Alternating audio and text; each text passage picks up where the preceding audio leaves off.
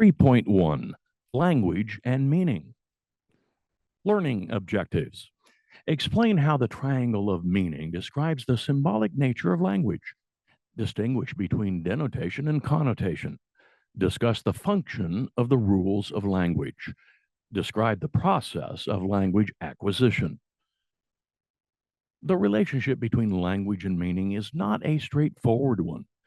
One reason for this complicated relationship is the limitlessness of modern language systems like English. Language is productive in the sense that there are an infinite number of utterances we can make by connecting existing words in new ways.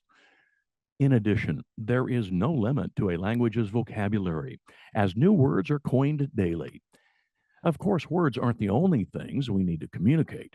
And although verbal and nonverbal communication are closely related in terms of how we make meaning, nonverbal communication is not productive and limitless. Although we can only make a few hundred physical signs, we have about 1 million words in the English language. So, with all this possibility, how does communication generate meaning? You'll recall that generating meaning was a central part of the definition of communication we learned earlier.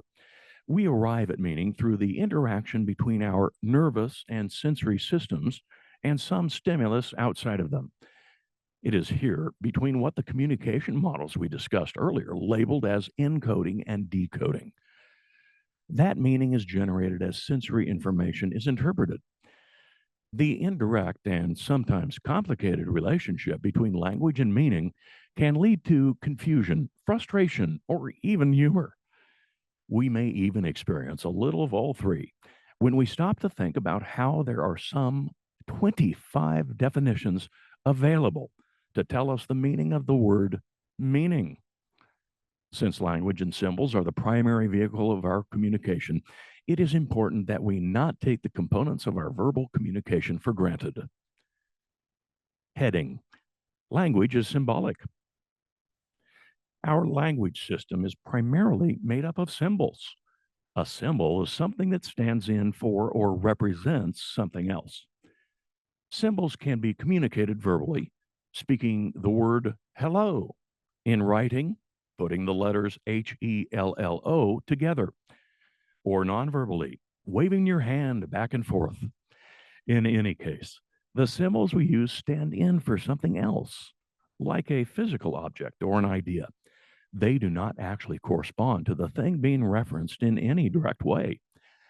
Unlike hieroglyphics in ancient Egypt, which often did have a literal relationship between the written symbol and the object being referenced, the symbols used in modern languages look nothing like the object or idea in which they refer.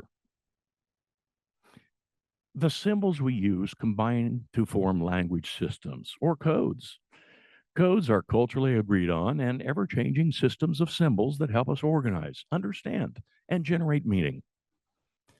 There are about 6,000 language codes used in the world, and around 40% of those are only spoken and do not have a written version. Remember that for most of human history, the spoken word and nonverbal communication were the primary means of communication. Even languages with a written component didn't see widespread literacy or the ability to read and write until a little over 100 years ago. The symbolic nature of our communication is a quality unique to humans. Since the words we use do not have to correspond directly to the thing in our reality, we can communicate in abstractions. This property of language is called displacement and specifically refers to our ability to talk about events that are removed in space or time from a speaker and situation. Animals do communicate, but in a simpler way that is only a reaction to stimulus. Further, animal communication is very limited and lacks the productive quality of language that we discussed earlier. 3.1.2. As I noted in the chapter titled Introduction to Communication Studies, the earliest human verbal communication was not very symbolic or abstract, as it likely mimicked sounds of animals in nature. Such a simple form of communication persisted for thousands of years. But as later humans turned to settled agriculture and populations grew, things needed to be more distinguishable. More terms, symbols, were needed to accommodate the increasing number of things like tools and ideas, like crop rotation, that emerged as a result of new knowledge about and experience with farming and animal domestication. There weren't written symbols during this time, but objects were often used to represent the other objects. For example, a farmer might have kept a pebble in a box to represent each chicken he owned. As further advancements made keeping track of objects representing objects more difficult, more abstract symbols and later written words were able to stand in for an idea or object. Despite the fact that these transitions occurred many thousands of years ago, we can trace some words that we still use today back to their much more direct and much less abstract origins. For example, the word calculate comes from the Latin word calculus, which means pebble. But what does a pebble have to do with calculations? Pebbles were used very long ago to calculate things before we developed verbal and written numbering systems. As I noted earlier, a farmer may have kept in a box one pebble for each of his chickens. Each pebble represented one chicken, meaning that each symbol, the pebble, had a direct correlation to another thing out in the world, its chicken. This system allowed the farmer to keep track of his livestock. He could periodically verify that each pebble had a developed corresponding chicken. If there was a discrepancy, he would know that a chicken was lost, stolen, or killed. Later, symbols were developed that made accounting a little easier. Instead of keeping track of boxes and pebbles, the farmer could record a symbol like the word 5 or the numeral 15 that could stand in for 5 or 15 pebbles. This demonstrates how our symbols have evolved and how some still carry that ancient history with them, even though we are unaware of it. While this evolution made communication easier in some ways, it also opened up room for misunderstanding. Since the relationship between symbols and their objects or ideas they represented became less straightforward. Although the root of calculate means pebble, the word calculate today has at least 6 common definitions. Heading: the triangle of meaning. The triangle of meaning is a model of communication that indicates the relationship among a thought, symbol, and referent, and highlights the indirect relationship between the symbol and referent. As you can see in figure 3.1, the thought is the concept or idea a person references.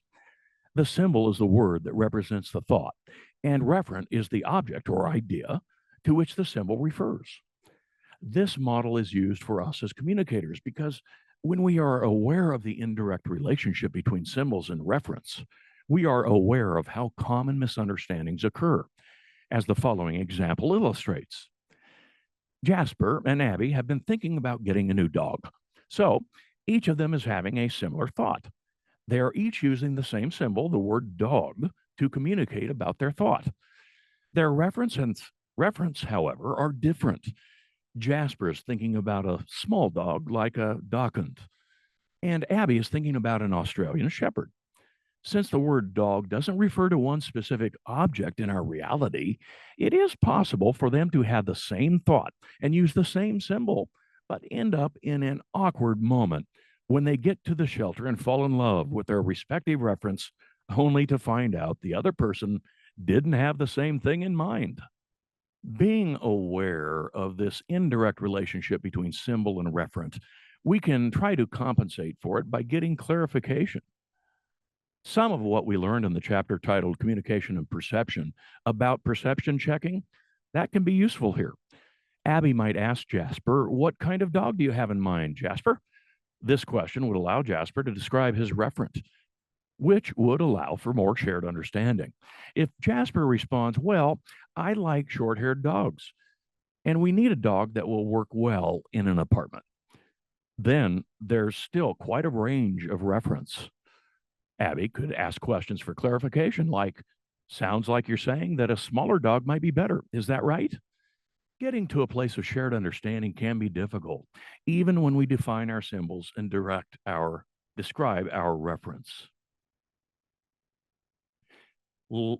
Heading Definitions. Definitions help us narrow the meaning of particular symbols, which also narrows a symbol's possible reference. They also provide more words, symbols, for which we must determine a referent. If a concept is abstract and the words used to define it are also abstract, then a definition may be useless. Have you ever been caught in a verbal maze as you look up an unfamiliar word, only to find that the definition contains more unfamiliar words? Although this can be frustrating, definitions do serve a purpose. Words have denotative and connotative meanings. Denotative refers to definitions that are accepted by the language group as a whole, or the dictionary definition of a word. For example, the denotation of the word cowboy is a man who takes care of cattle. Another denotation is a reckless and or independent person. A more abstract word like change would be more difficult to understand due to the multiple denotations. Since both cowboy and change have multiple meanings, they are considered polysemic words. Monosemic words have only one use in a language, which makes their denotation more straightforward. Specialized academic or scientific words like monosemic are often monosemic, but there are fewer commonly used monosemic words. For example, handkerchief. As you might guess, based on our discussion of the complexity of language so far, monosemic words are far outnumbered by polysemic words. Connotation refers to definitions that are based on emotion or experience-based associations people have with a word. To go back to our previous words, change can have positive or negative connotations depending on a person's experiences. A person who just ended a long-term relationship may think of change as good or bad, depending on what he or she thought about his or her former partner. Even monosemic words like handkerchief that only have one denotation can have multiple connotations. A handkerchief can conjure up thoughts of dainty southern belles or disgusting snot rags. A polysemic word like cowboy has many connotations, and philosophers of language have explored how connotations extend beyond one or two experiential or emotional meanings of a word to constitute cultural myths. Cowboy, for example, connects to the frontier and the Western history of the United States, which has mythologies associated with that help shape the narrative of the nation. The Marlboro Man is an enduring advertising icon that draws on connotations of the cowboy to attract customers. While people who grew up with cattle or have family that ranch may have a very specific connotation of the word cowboy based on personal experience, other people's connotations may be more influenced by popular cultural symbolism like that seen in Westerns.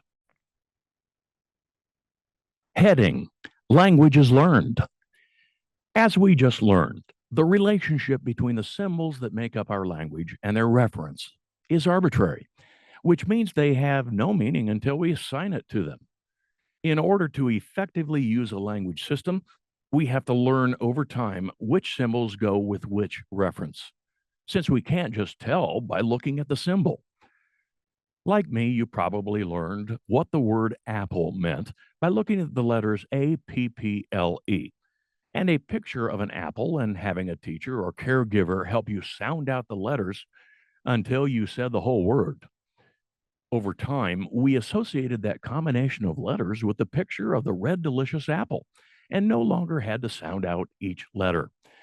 This is a deliberate process that may seem slow in the moment, but as we will see next, our ability to acquire language is actually quite astonishing. We didn't just learn individual words and their meanings, though. We also learned rules of grammar that help us put those words into meaningful sentences. Heading The Rules of Language. Any language system has to have rules to make it learnable and usable. Grammar refers to the rules that govern how words are used to make phrases and sentences. Someone would likely know what you mean by the question, where's the remote control? But the control remote, where's? is likely to be unintelligible or at least confusing. Knowing the rules of grammar is important in order to be able to write and speak to be understood. But knowing these rules isn't enough to make you an effective communicator. As we will learn later, creativity and play also have a role in effective verbal communication. Although teachers have long enforced the idea that there are right and wrong ways to write and say words, there really isn't anything inherently right or wrong about the individual choices we make in our language use. Rather, it is our collective agreement that gives power to the rules that govern language. Some linguists have viewed the rules of language as fairly rigid and limiting in terms of the possible meanings that we can derive from words and sentences created from within that system. Others have viewed these rules as more open and flexible, allowing a person to make choices to determine meaning. Still, others have claimed that there is no real meaning and the possibilities for meaning are limitless. For our purposes in this chapter, we will take the middle perspective, which allows for the possibility of individual choice, but still acknowledges that there is a system of rules and logic that guides our decision making. Looking back to our discussion of connotation, we can see how individuals play a role in how meaning and language are related. Since we each bring our own emotional and experiential associations with the word that are often more meaningful than a dictionary definition. In addition, we have quite a bit of room for creativity, play, and resistance with the symbols we use. Have you ever had a secret code with a friend that only you knew? This can allow you to use a code word in public places to get meaning across to the other person who is in the know without anyone else understanding the message. The fact that you can take a word, give it another meaning, have someone else agree on that meaning, and then use the word in your own fashion clearly shows that meaning is in people rather than words. As we will learn later, many slang words developed because people wanted to convert a way to talk about certain topics like drugs or sex without outsiders catching on. Heading: Language acquisition. Language acquisition refers to the process by which we learn to understand, produce, and use words to communicate within a given language group. The way we acquire language is affected by many factors. We know that learning a language is not just about learning words. We have to learn how to correctly connect the words to what they mean in a given context and be able to order the words in such a way within the rules of grammar for the language code we are using that other people will be able to understand us. As if that didn't seem like enough to learn, we also have to learn various conversational patterns that we regularly but often unconsciously follow to make our interactions smooth and successful. A brief overview of language acquisition from birth to adulthood offers us a look at the amazing and still somewhat mysterious relationships between our brain, eyes, ears, voice, and other physiological elements. In terms of language acquisition, there is actually a great deal of variation between individuals due to physical and contextual differences, but this overview presumes typical development. Much is being taken in during the first year of life as brain development accelerates and senses are focused and tuned. Primary caregivers are driven, almost instinctively, to begin instilling conversational abilities in babies from birth. As just about anyone who has spent time around a baby during this phase of rapid development can attest, there is a compulsion to interact with the child, which is usually entertaining for adult and baby. This compulsion isn't random or accidental, and we would be wrong to assume that our communication is useless or just for fun. We would also be wrong to assume that language acquisition doesn't begin until a baby says his or her first words. By the time this happens, babies have learned much through observation and practice about our verbal communication and interaction patterns. These key developments include the following: 2 to 4 months, babies can respond to different tones of voice: angry, soothing, or playful. At 6 months, babies can associate some words like bye bye with a corresponding behavior, and they begin babbling, which is actually practice for more intelligible speech to come. At 8 to 10 months, babies learn that pointing can attract or direct attention, and they begin to follow adult conversations, shifting eye contact from one speaker to the next. And at 1 year, babies recognize some individual words, people's names, no, for example, and basic rituals of verbal interaction such as question, pause, answer, and various greetings. Shortly before or after this time, babies begin to use melodic utterances, echoing the variety in pitch and tone in various verbal interactions, such as questioning, greeting, or wanting. Language acquisition after the age of 2 seems sluggish compared to the pace of development during the first year or so. By the end of the first year, babies have learned most of the basic phonetic components necessary for speech. The second year represents a time of intense practice, of verbal trial and error. From 3 to 5, we continue to develop our pronunciation ability, which develops enough by our teens to allow us to engage in everyday communication. Of course, our expressive repertoire, including ways of speaking and the vocabulary we use, continues to develop. A person's life and career choices determine to a large degree how much further development occurs. But the language abilities we have acquired can decrease or disappear as a result of disease or trauma. Additionally, if such things occur early in life or before birth, the process of language acquisition can be quite different. Barriers to speech and language acquisition are common and the domain of a related but distinct field of study, often housed in departments of communication sciences and disorders. The Getting Real box featured discussions about this field of study and related careers.